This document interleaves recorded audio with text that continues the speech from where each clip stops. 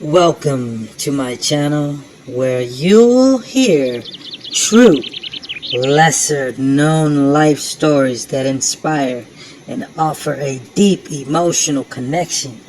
These could be tales of resilience, small acts of kindness, moments of unexpected bravery, or unique personal journeys that aren't widely told. Each story can be wrapped in a thoughtful, reflective tone aimed at marketing or making listeners pause and reflect. Thank you for joining me today in moments that moved me.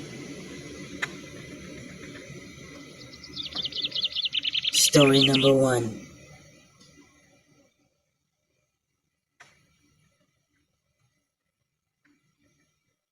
The music that stopped the tears. In 2003, a high school student named Sarah had just lost her mother to cancer. She was devastated, feeling lost in the sea of grief. One day after school, she walked aimlessly through her neighborhood, tears rolling down her face, when she heard the soft notes of a piano drifting out of a nearby window. The music pulled her closer. It was a simple tune, but it had a warmth and tenderness that wrapped around her like a hug.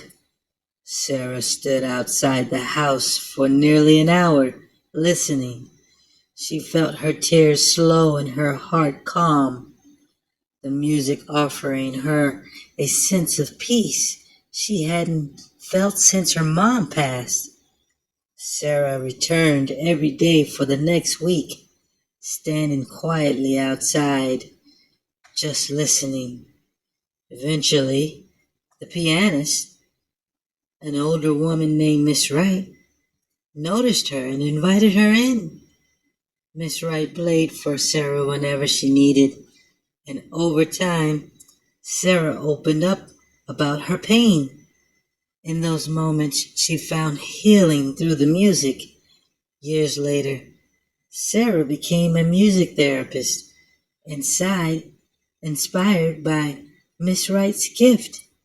She now helps others through their darkest times, just like the music helped her. Story number 2. The Taxi Driver's Secret. In 1989, a young woman named Maria found herself lost and confused in New York City. She had just arrived from a small town in Puerto Rico, hoping to find work.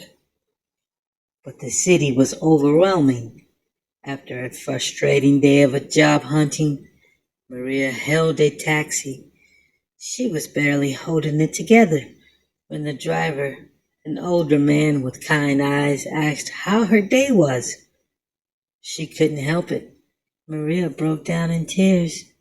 The driver listened as she explained her struggles, and after a moment of silence, he handed her her business card. "Go here tomorrow," he said. "Tell them Eddie sent you." Maria was skeptical but desperate. The next day, she went to the address, a small diner, and was immediately offered a job. She worked there for years, slowly saving money and building a new life. It wasn't until much later that she learned that taxi driver Eddie was the owner of the diner. He had started a dishwasher himself and never forgot how hard it was to get a break in the big city. Eddie never told her who he really was, just helped her quietly, giving her the chance for a fresh start. And last but not least, story number 3, the runner's second wind. In 1995, a 14-year-old boy named Matt entered his first cross-country race. He had trained hard for months, but underestimated just how tough the course would be.